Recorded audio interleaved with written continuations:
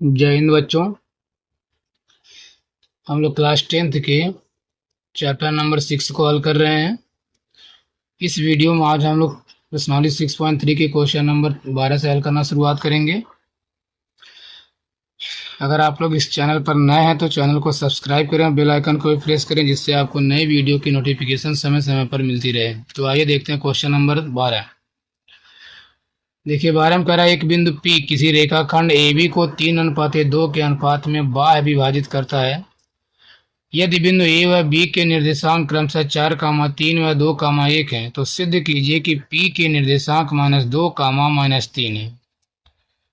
ठीक है, जो बिंदु विभाजित करता है हमको उसी को पॉइंट निकालना है। तो चलिए यहाँ देखते हैं, यहाँ लिखेंगे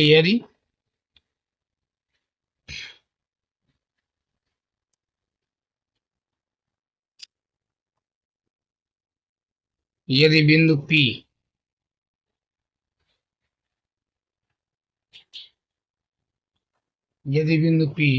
बिंदुओं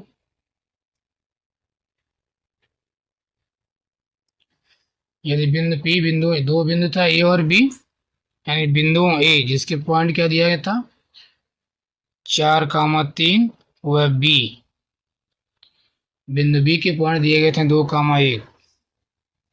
ठीक, यदि बिंदु P बिंदु ए व बी को मिलाने वाले रेखाखंड को मिलाने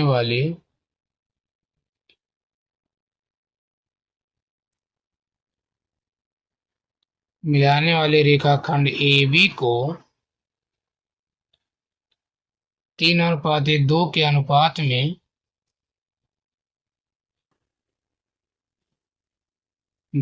अनुपात में विभाजित करता है तो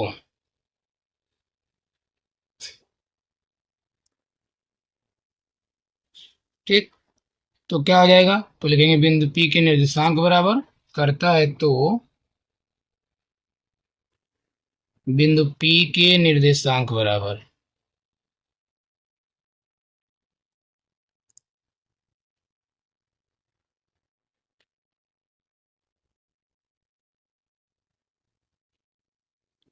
तो बिंदु P के हम निकाल लेते हैं नियामक मतलब निर्देशांक। तो बाह्य विभाजन कर रहा है तो बाह्य विभाजन का फार्मूला जानते ही हैं, क्या होता है m(x2 - n(x1) बटे m-n होता है। ठीक, क्या होता है m(x2 - n(x1) और बटे हो जाता है m-n। ऐसे बनता है यहाँ पर my2 - ny1 और बटे बन जाता है m-n। ये तो बनता है ना, तो बराबर यहाँ लिख देंगे। अब m का वैल्यू हमें पता है 3 और x2 का वैल्यू देखिए 2 आ जाएगा, फिर -n गुणे x1, तो x1 का वैल्यू आ जाएगा 4 और बटे यहाँ हो जाएगा m-n, यानी कि 3 माइनस का 2 हो जाएगा। ठीक, फिर ऐसे यहाँ पर my2, तो m का वैल्यू क्या है, सॉरी यहाँ m का वैल्यू 3 है, गुणे y2 का वैल्यू देखिए, तो y2 का मतलब दूसरे पॉइंट का दूसरा बिंदु, तो यहाँ पर आ जाएगा 1 माइनस n का वैल्यू क्या है 2 है। m और n जानते हैं ना, m का मतलब ये जो पॉइंट आते हैं m और n, पहले वाले को हम m मान लेते हैं, दूसरे वाले को n मान लेते हैं, यानी m का वैल्यू 3 और n का वैल्यू 2 है। तो my2 माइनस ny1, तो n का वैल्यू तो आ जाएगा 2 और y1 का वैल्यू देखिए 3 आ जाएगा, 2 गुणे 3 बटे फिर m-n, यानी कि 3 - 2। अब इसको हल करते हैं।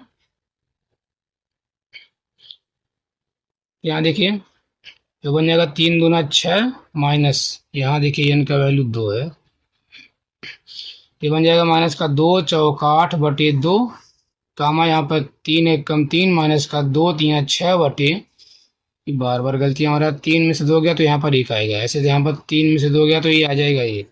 ठीक है, अब यहाँ देखिए तो बराबर 1 का मतलब कुछ नहीं, तो 6 में से 8 गया तो आ जाएगा ये माइनस का 2, और यहाँ पर -6 में से 3 गया तो ये आ जाएगा -3। ठीक है, ये हमको सिद्ध करना था, ले देंगे।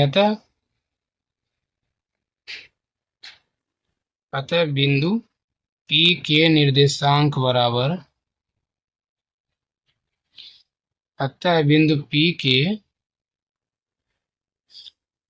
निर्देशांक या नियामक बराबर क्या हो जाएगा, -2, -3। यही सिद्ध करना था, हमारा क्या हो गया, सिद्ध हो गया। ठीक है, लिखेंगे हेंस प्रूव्ड या फिर इति सिद्धम। ओके, देखते हैं क्वेश्चन नंबर 13। कह रहा बिंदुओं ए 5, -6 व बिंदु व बी -1, -4 को जोड़ने वाले रेखाखंड AB को y अक्ष किस अनुपात में विभाजित करता है। इस प्रतिच्छेदन बिंदु के निर्देशांक भी ज्ञात कीजिए। मतलब जिस अक्ष पर, y अक्ष पर जिस बिंदु पर काट रहा है उस बिंदु के नियामक भी बताने हैं। तो आइए देखते हैं। तो मान लेते हैं कोई रेशियो पूछा किस अनुपात में, m1 m2 या फिर m और n अनुपात मान लेते हैं। ठीक है, देखिए मान लेते हैं कि माना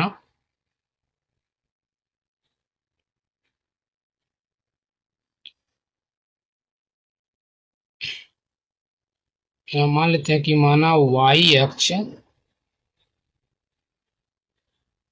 अक्ष पर स्थित बिंदु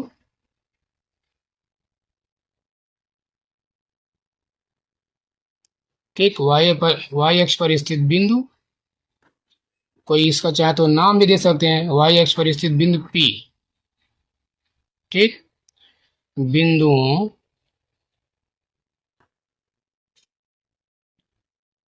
ए, तो ए के पॉइंट दिए गए हैं।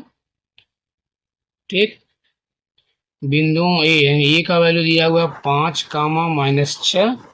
ठीक, वह बी, और बी का मान दिया हुआ -1, -4। ठीक, बिंदु ए व बी को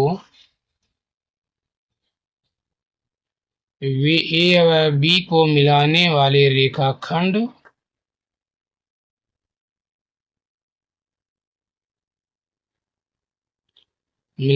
रेखाखंड ए बी को कर किस अनुपात में, कुछ मान लीजिए ए बी को यम अनुपात एन के, ठीक, यम अनुपात एन के अनुपात में विभाजित करता है, के अनुपात में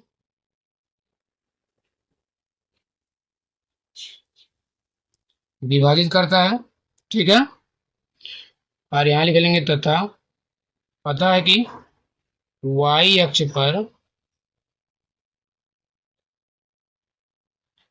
अक्ष पर स्थित बिंदु के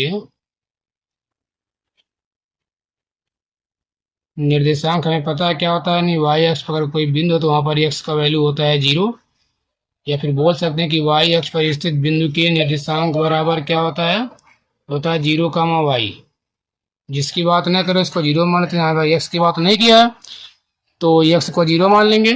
ठीक, तो आ जाएगा 0, y। ओके, अर्थात यहाँ क्या मान सकते हैं, यहाँ लिख सकते हैं, तो यहाँ पर हो जाएगा जहां, अब सबका वैल्यू मान लेते हैं, तो यहाँ पर क्या हो जाएगा, देखिए यह तो हमारा x और y का काम करेगा। नहीं, x बराबर आ जाएगा 0 और y बराबर तो y ही दिया है। ठीक, और अगर हम बात करते हैं यहाँ पर हमारे जो दो बिंदु दिए गए हैं, ठीक, इसको ये को x1 y1 मान लेते हैं और इसको x2 y2 मान लेते हैं, तथा क्या हो जाएगा, x1 बराबर 5 आ जाएगा और y1 बराबर -6 आ जाएगा। ठीक, तथा ऐसे ही x2 का वैल्यू देखिए यहाँ से -1 आ जाएगा और y2 का वैल्यू -4 आ जाएगा। ठीक, अब फार्मूला लगाते हैं।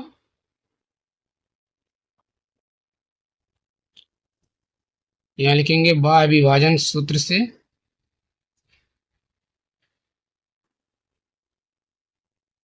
बाह्य विभाजन सूत्र से। ठीक, तो क्या होता है, उसमें हो जाता है नहीं x, y बराबर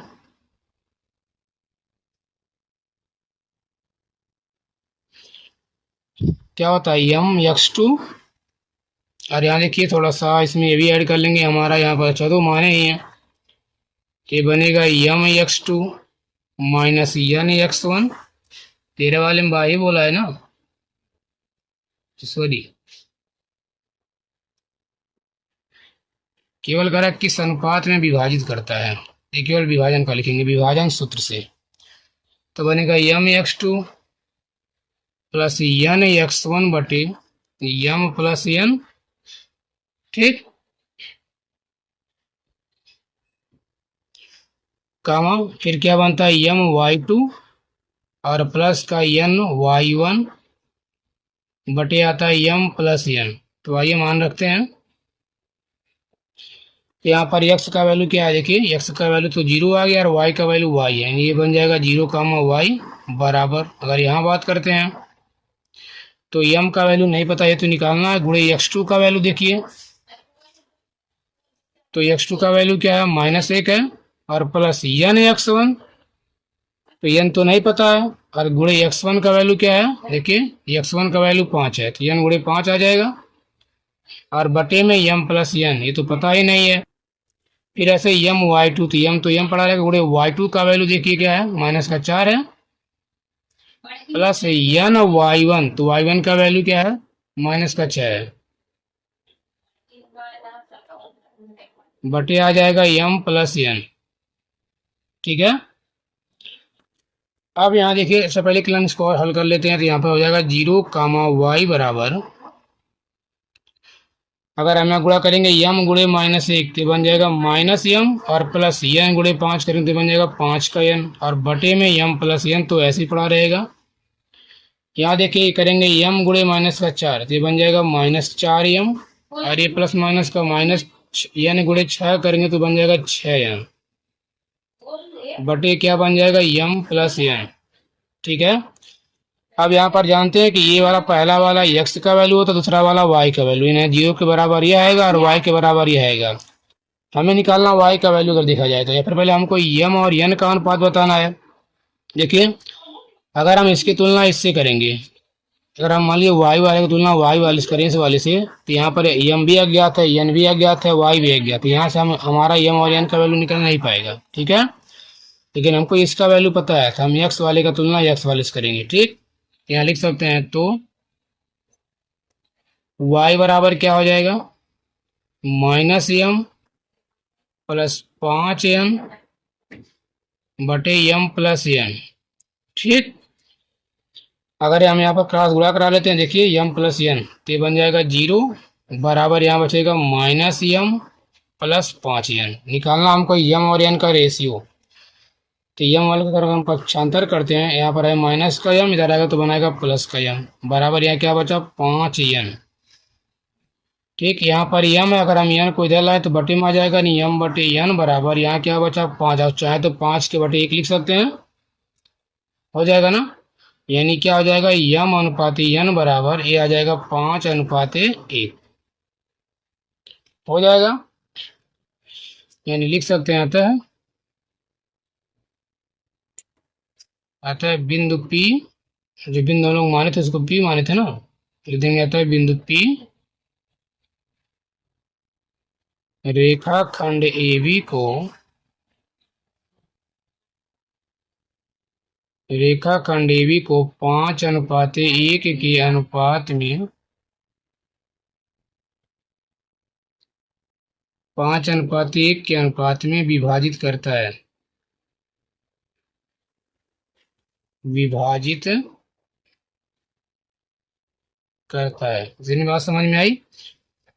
फिर क्वेश्चन में कह रहा किस प्रतिच्छेद बिंदु के निर्देशांक भी ज्ञात कीजिए, मतलब हमको बिंदु P के नियामक भी निकालना है, तो लिख देंगे तथा बिंदु P के निर्देशांक बराबर, तो इसको हम लोग माने क्या थे, बिंदु P को क्या माना गया था, उसका वैल्यू आया था 0 का y, ये तो आया था, सॉरी पहले अब यहाँ से हमको y का वैल्यू निकालना पड़ेगा। देखिए तो आइए y का वैल्यू निकालते हैं। देखिए ये हमारा y वाला पोर्शन है, तो इस वाले y वाले को y वाले के बराबर कर देते हैं, ठीक। यहाँ लिखेंगे तथा y बराबर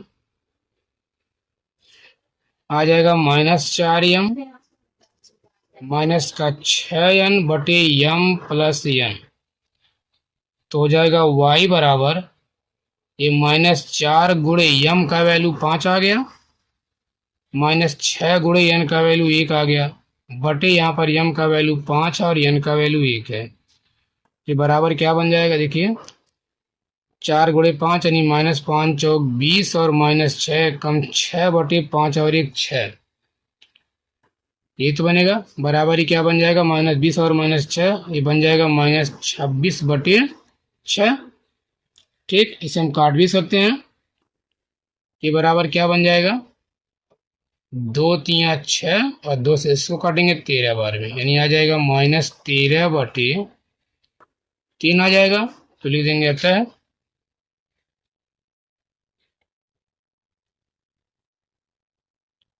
अतः बिंदु P के निर्देशांक बराबर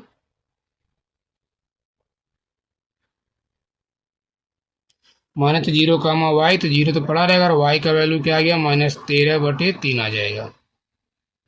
ठीक है, अब देखते हैं क्वेश्चन नंबर 14। देखिए 14 में कह रहा है किसी समांतर चतुर्भुज के 3 क्रमागत शीर्षों के निर्देशांक -1, 0, 3, 1 व 2, 2 है, तो सिद्ध कीजिए कि चौथे शीर्ष के निर्देशांक -2, 1 होंगे।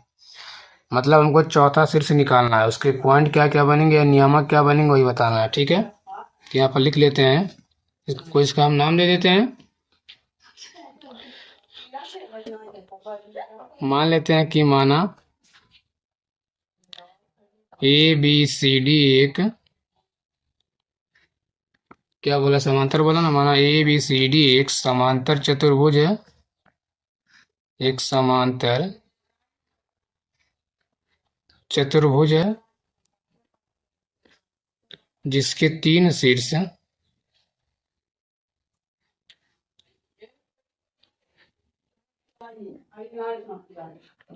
ठीक, जिसके 3 शीर्ष, पहले को मान लेते हैं A जो कि दिया हुआ है -1, 0, दूसरे को मान लेते हैं B जो कि है 3, 1, ठीक,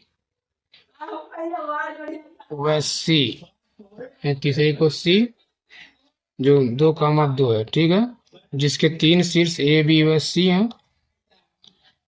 तथा चौथा शीर्ष, इसको कुछ मान, तथा चौथा शीर्ष D जिसके पॉइंट हम मान लेते हैं X, Y है। ठीक, ऐसा मान लेते हैं। अब देखिए, अगर मान लेते हैं हमारा एक चतुर्भुज है,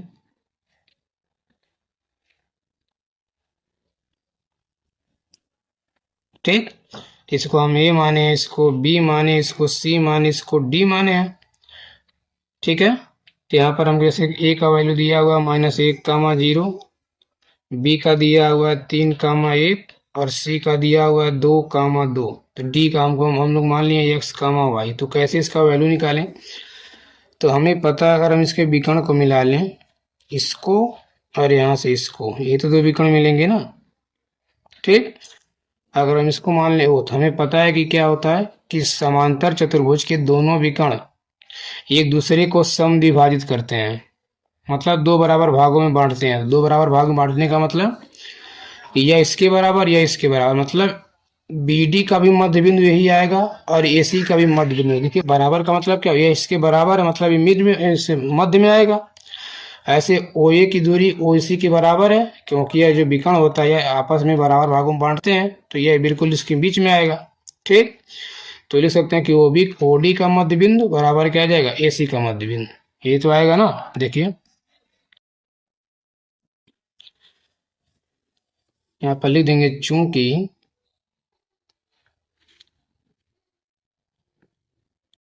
चूंकि समांतर चतुर्भुज, ठीक, चूंकि समांतर चतुर्भुज के विकर्ण, क्योंकि समांतर चतुर्भुज के विकर्ण एक दूसरे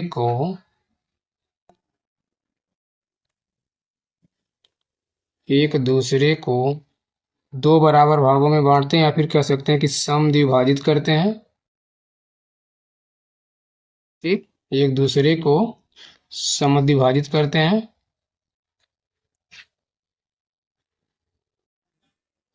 ठीक, इसलिए क्या हो जाएगा, इसलिए कह सकते हैं कि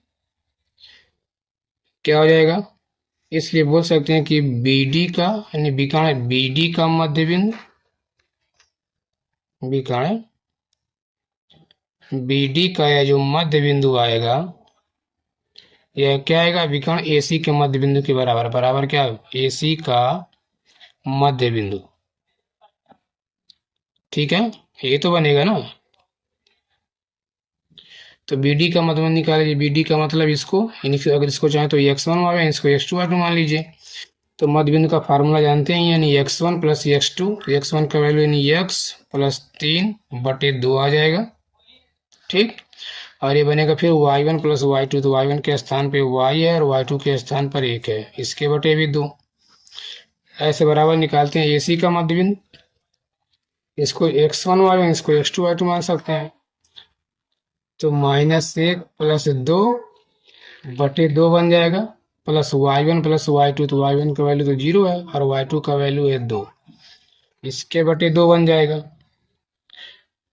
ठीक है, अब यहाँ से चाहे तो देखिए x वाले को x के बराबर कर लेंगे, y वाले को y के बराबर कर लेंगे, क्योंकि हमको पता है कि भुज का मान भुज के बराबर, कोट का मान कोट के मान। पहला होता है x का वैल्यू होता है, दूसरा वाला y का वैल्यू होता है। ठीक, ये देंगे तो हो जाएगा x प्लस 3/2 बराबर -1 प्लस 2, सॉरी ये क्या हो जाएगा, -1 प्लस 2/2 हो जाएगा। ठीक, देखिए ये इसके बराबर, यह इसके बराबर, x वाला x के, y वाला y के। तो यहाँ देखिए 2 से 2 कट जाएगा, इधर आ जाएगा x प्लस 3 बराबर, यहाँ पर घटा लें, 2 में से 1 गया तो 1, तो x बराबर यहाँ पर 1, इधर आएगा तो -3, तो x बराबर क्या आ गया, -3 में से 1 गया तो आ जाएगा 2, हो जाएगा। ऐसे यहाँ देखिए y वाले का तुलना y वाले से कर लेंगे, यहाँ लिख सकते हैं तथा y प्लस 1/2 बराबर 0 प्लस 2/2, तो यहाँ पर भी 2 से 2 कट गया, तो यहाँ बचा y प्लस 1 बराबर, यहाँ पर 0 प्लस 2 का मतलब 2, तो हो जाएगा y बराबर, इधर आएगा -2, माइनस, लेकिन 2 में से 1 गया तो 1 आ जाएगा। ठीक, तो देखिए आगे क्या करना है, तो सिद्ध कर ले देंगे,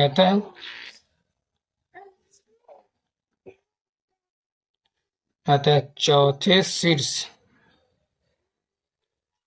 D के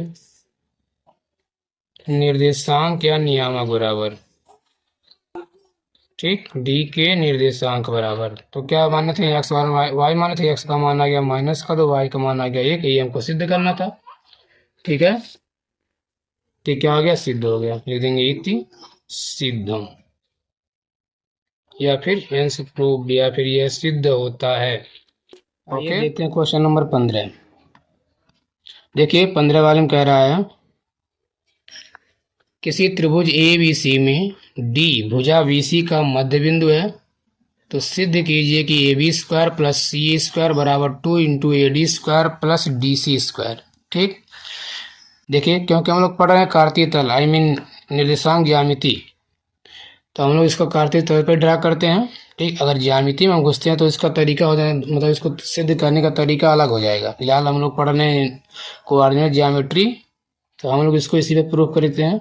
देखिए करा कोई त्रिभुज ABC है, जिसमें बोला कि जो D है भुजा BC का मध्य बिंदु है। अगर मान लीजिए हम D वाले को यहाँ पर मान लेते हैं, ठीक, तो कह रहा D जो क्या मध्य बिंदु में, तो अगर D यहाँ पर है, तो अगर हम यहाँ पर मान लें B और यहाँ पर मान लेते हैं C, क्यों यहीं पर मानेंगे, क्योंकि कह रहा कि ये BC का मध्य बिंदु D है, तो जितना D से B की दूरी जाएगा उतने D से C की दूरी आएगा, मतलब यहाँ पर हम मान लेते हैं B है, यहाँ पर क्या मान लेते हैं, C मान लेते हैं। ठीक, और फिर उसमें कह रहा है कि सिद्ध कीजिए कि AB² प्लस CA² बराबर 2 इंटू AD², उसमें कहीं AD आया है, AD का मतलब कहीं ना उसने A से D को मिलाया होगा, तो अगर मान लेते हैं यहाँ पर हमारा बिंदु A है। ठीक, तो आइए अगर इसको हम मिलाते हैं क्या एक त्रिभुज बन जाएगा। देखिए अगर इसको हम इससे मिला लेते हैं बिंदु A से B को, और यहाँ मिला लेते हैं A से C को। ठीक, तो यहाँ पर हमारा एक त्रिभुज ABC बन जाएगा, यही तो बन रहा है ना। देखिए जहाँ पर ये बिंदु D है अब जानते हैं मध्य बिंदु में तो इसके पॉइंट 0, 0 बनेंगे। ये एक्स अक्ष है, वाई अक्ष है, सॉरी ये भी एक्स है, लेकिन ये एक्स डैश है, एक्स एक्स अक्ष है, ये दाएं तरफ, ये बाएं तरफ। तो अगर मान लेते हैं यहाँ से यहाँ तक की दूरी, इसको हम ए मान लेते हैं, तो यहाँ पर भी क्या आएगा ए, लेकिन ये आएगा माइनस का, इधर आएगा। ठीक। और अगर मान लीजिए यह दूरी जो पूरा यहाँ से यहाँ तक की, इसको दूरी को कुछ मान लीजिए, अगर मान लीजिए हम बी ही मान लेते हैं, ठीक है, तब क्या होगा देखिए। तो आइए देखते हैं।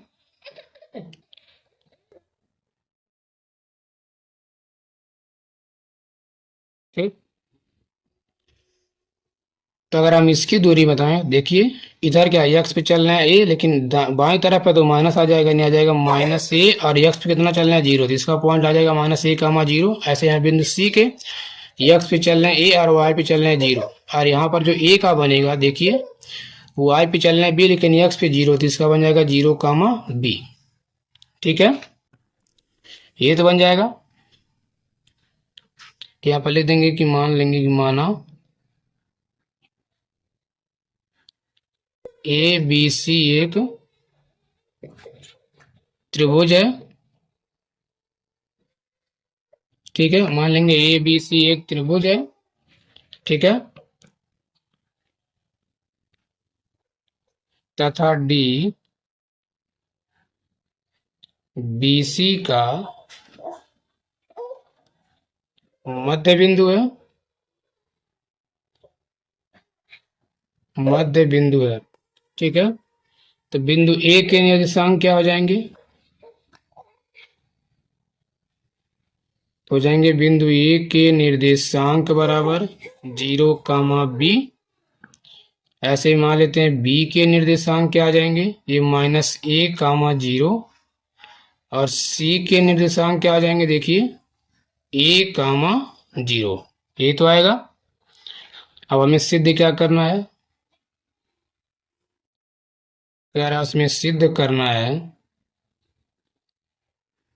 क्या, देखिए सिद्ध क्या करना था, उसमें दिया था नहीं A B square plus C A square या फिर ए सी स्क्वायर बराबर 2 कोष्ठक में A D square plus D C square, ये हमको प्रूफ करना है। तो आइए देखते हैं, तो निकाल लेते हैं यहाँ से ए बी का मतलब ए और बी के बीच की दूरी, तो देखिए ए बी यही है।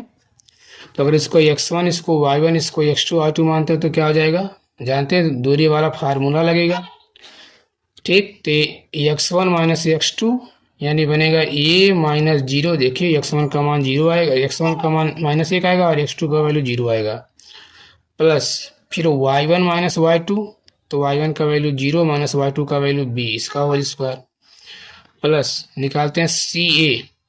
देखिए सी ए यह वाला, इसको x1 y1, इसको x2 y2, तो x1 का वैल्यू ये और x2 का वैल्यू 0, इसका होल स्क्वायर, प्लस फिर क्या बनेगा y1 माइनस y2 यानी 0 माइनस बी का होल स्क्वायर। ठीक, बराबर ये आ जाएगा 2 इंटू, यहाँ पर कह रहा है ए डी का स्क्वायर, तो ए डी कहाँ पर बने, देखिए ए और डी, इसके तो पॉइंट 0 कामा 0 ने एक बन गया मूल बिंदु, और जानते हैं ना मूल बिंदु से किसी बिंदु के बीच की दूरी का फार्मूला क्या बनता है कि रूट में बनता है ए स्क्वायर प्लस बी स्क्वायर। ये हो जाएगा ए स्क्वायर यानी 0 का स्क्वायर और प्लस बी स्क्वायर, और इस पे लिखा है स्क्वायर तो बन जाएगा स्क्वायर, फिर क्या बनेगा प्लस डी सी, तो देखिए डी और सी, डी सी तो यहाँ भी डी का वैल्यू 0 है, नहीं ये भी मूल बिंदु बनेगा, तो यहाँ पर भी क्या बनेगा। ठीक, ठीक, अब यहाँ देखिए तो क्या हो जाएगा, और इस पे देखिए सबका स्क्वायर था सॉरी, तो यहाँ भी स्क्वायर भी कर देंगे, तो स्क्वायर से करनी खत्म हो जाएगा, केवल यहाँ पर आएगा माइनस से और माइनस 0, तो आएगा माइनस से, इसका स्क्वायर करेंगे तो बन जाएगा ए स्क्वायर, प्लस 0 में से बी गया तो आएगा माइनस बी, और माइनस बी का स्क्वायर करेंगे तो बी स्क्वायर, करने वाला तो इससे खत्म हो गया ना, ये जो वर्ग है इसे रूट को खत्म कर देगा, प्लस ऐसे यहाँ भी स्क्वायर है, देखिए यहाँ पर क्या सी ए स्क्वायर था, तो चाहे तो इसको ऐसे कर सकते हैं, तो क्या होगा स्क्वायर से पूरी कहानी खत्म, यहाँ केवल आएगा a माइनस 0 का स्क्वायर, तो a में से 0 गया तो a और a का स्क्वायर करेंगे तो बन जाएगा a square, plus 0 minus B यानी आएगा माइनस बी, और माइनस बी का स्क्वायर करेंगे तो बन जाएगा बी स्क्वायर, बराबर यहाँ 2 इंटू, यहाँ भी देखिए स्क्वायर से कहानी खत्म, केवल क्या बचा 0 का स्क्वायर 0 और b का स्क्वायर b, यानी बन जाएगा बी स्क्वायर, प्लस यहाँ पर भी स्क्वायर से करनी खत्म, केवल अंदर आया ए स्क्वायर प्लस जीरो का स्क्वायर, तो जीरो का स्क्वायर जीरो आएगा और यहाँ केवल क्या बचेगा ए स्क्वायर। यहाँ देखिए ए स्क्वायर जुड़ जाएगा, ये बन जाएगा 2a²। ऐसे दो बार b है तो ये बन जाएगा 2b²। और बराबर क्या बन गया, इसको ऐसे रहने दीजिए, चाहे तो a को पहले कर लीजिए, a² प्लस b²। इसमें देखिए दो कॉमन मिल जाएगा तो आ जाएगा 2 इंटू a² प्लस b² बराबर ये क्या बन गया, ये भी 2 इंटू a² प्लस b²। दोनों साइड बराबर आ गया, निश्चित हो गया। लिख सकते हैं क्या, लेफ्ट हैंड साइड बराबर राइट हैंड साइड। प्रूफ हो गया, ये हमको प्रूफ करना था। ठीक है, उम्मीद करते हैं समझ में आया होगा। अगर वीडियो अच्छा लगा तो वीडियो को लाइक और सब्सक्राइब करें। ओके।